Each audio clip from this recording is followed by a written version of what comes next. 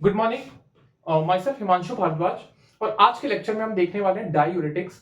हमारे आयुर्वेदा सिलेबस में drugs acting on kidney करके एक टॉपिक है, उसके अंदर डायूरेटिक्स आता है।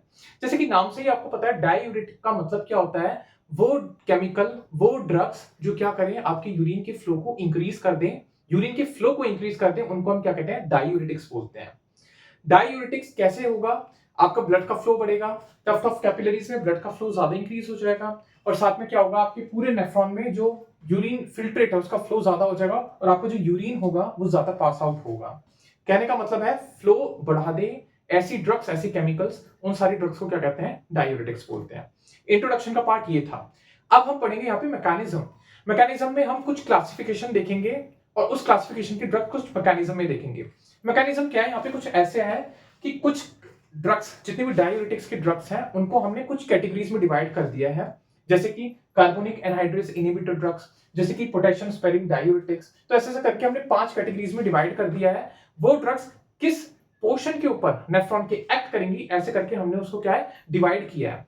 जैसे कुछ ड्रग्स जो सिर्फ पीसीटी के ऊपर एक्ट करने वाली हैं, उनको हमने किस कैटेगरी में रख दिया, कार्बोनिक एनहाइड्रेस इनहिबिटर।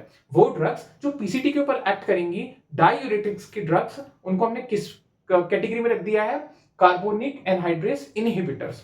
वो ड्रग्स जो ascending limb of loop of Henle में क्या करेंगी, एक्ट करेंगी, उन ड्रग्स को हमने किस कैटेगरी के अंदर रख दिया है, लूप डायूरेटिक्स के अंदर।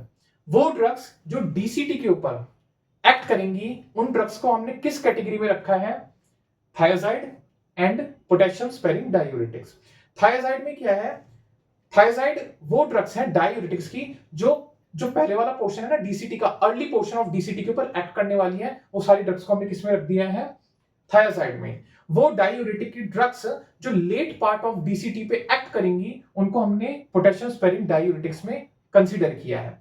और वो ड्रग्स जो पूरे नेफ्रॉन के ऊपर एक्ट करने वाली है, PCT, DCT, loop of Henle, उनको हमने किसमें रखा है, उस कैटेगरी का नाम है ऑस्मोटिक डायूरेटिक्स।